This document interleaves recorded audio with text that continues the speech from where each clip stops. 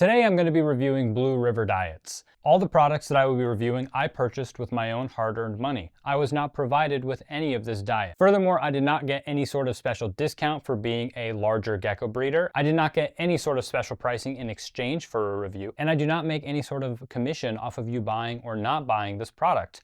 And you'll see later in the video why that is applicable. This video is probably going to end up being a lot more just talking head, but don't worry, I'll have periodic footage of geckos, and hey, I'll even put some Subway Surfers on the screen for those of you that have complete brain rot. So when I first started seeing this company's videos on Instagram, I was really intrigued. So I went ahead and bought every single one of their flavors, except for their limited edition dragon fruit flavor. It wasn't available when I purchased all of these items. In bulk, I got their fruit and bug mixture. I figure that's a pretty staple flavor for any of these gecko diets.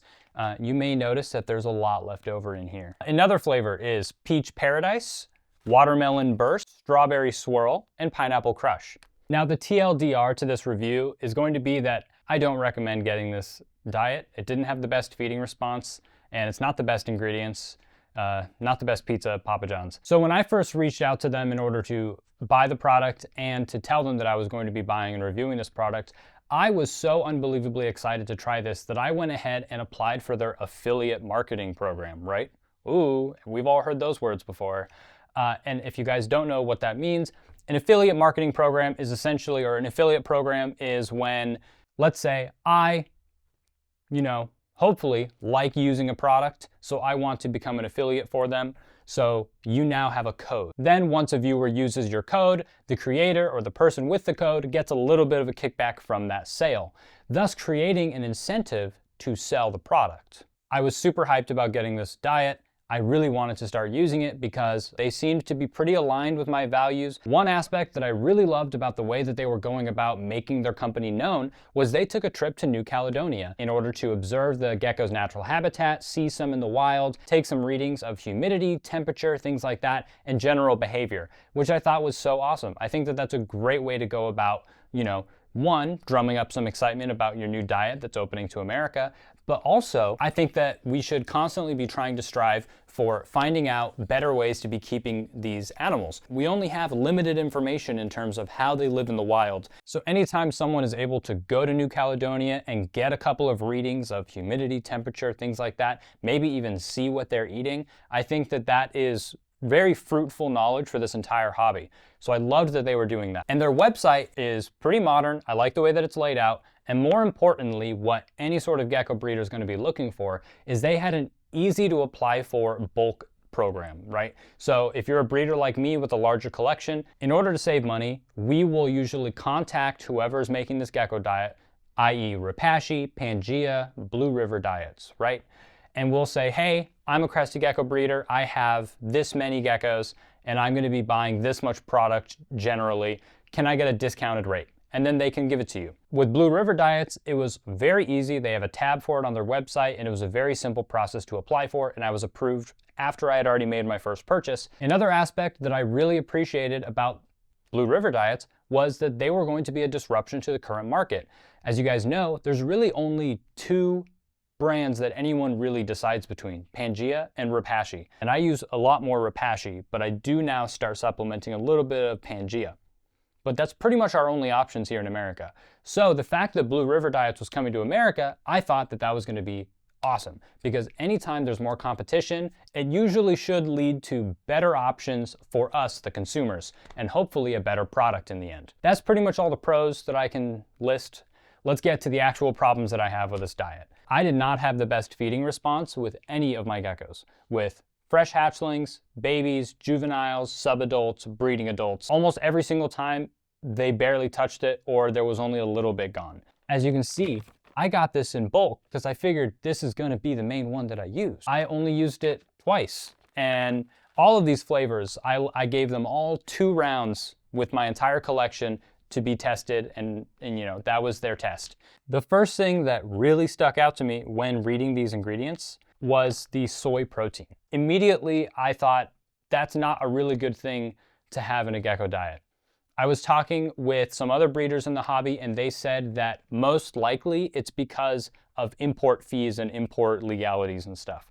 Something about that, so it had to be soy protein. Kind of tying back to their mantra of being a healthier alternative. It's more natural and all this. Soy and corn products, they are the most pesticide-ridden foods products of all time. That's where I kind of just was like, I don't like that. I don't like that they're trying to be like, this is the healthier, more natural alternative.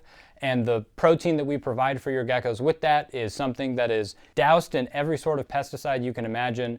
And it also, you know, soy does not have any feminizing effects in men. Banana powder, mango powder, black soldier fly larva powder, soy protein, coconut, gore gum. The gore gum is, I believe, known to be a gut biome disruptor in humans and animals. Gums in general are not a very good thing. The reason that they add it is because it makes it have a better consistency. This might just be me being nitpicky, but claiming that you're trying to be all natural and stuff, and then using gums, yeah, I'm sure that the gore gum might be derived from a plant of some sort, but I think you guys understand what I'm trying to say. Calcium carbonate, natural tropical fruit flavor. Natural flavors is kind of just a nothing word that doesn't mean anything.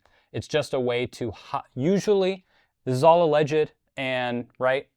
I'm not saying this is what they're doing, but oftentimes in America, natural flavors just means we can put whatever we want in there. It's none of your business.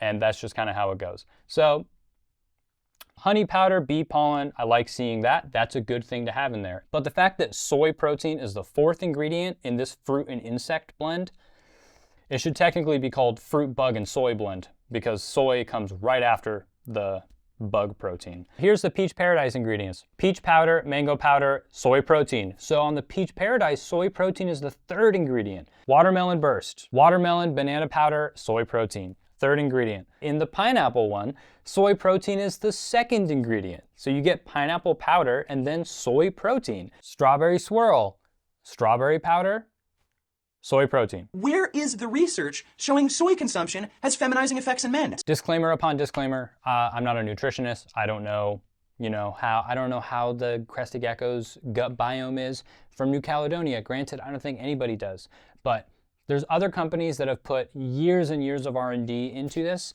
and nobody else uses soy protein. I don't know, it seems like the Pangea is not that bad, and this is comparing their exact competitor diets. Not to mention, this has red-blooded American bovine protein, and this has got soy. I don't want to give my geckos soy. In the middle of doing this test, I actually just stopped.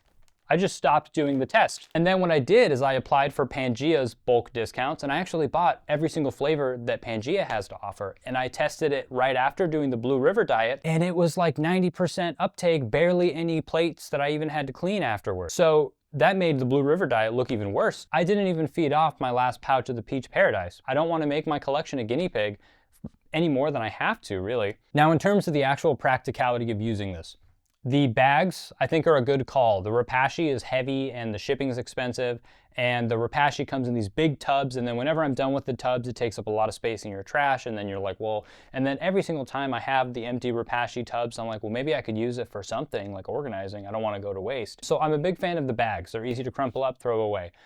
Maybe on some level, in terms of for the planet, it's not good to do bags, and it's actually better to do the plastic tubs. I don't know, right? I like the bags better than the tubs. It's easier for shipping, so that makes your shipping cheaper, smaller boxes, and it's lighter, and it's easier to dispose of, so that's a plus. For some unknown reason, they decided, when you get beef jerky, and at the bottom there's that packet of those little orbs, and it says, do not eat, they have put those in every single one of these bags, including the really big one.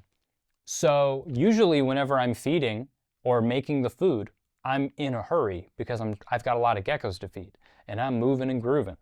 And when I first actually made one of these diets, I was using this whole packet. I would just dump it into my blender, blend it. I didn't add anything extra to it because I wanted it to be a fair chance. Well, the first batch that I made, I was like, what is this? And I saw that there were little orbs in there. And then I opened up another packet, dumped out the whole thing, and I found that they had one of those beef jerky little packets in there to like absorb water and stuff.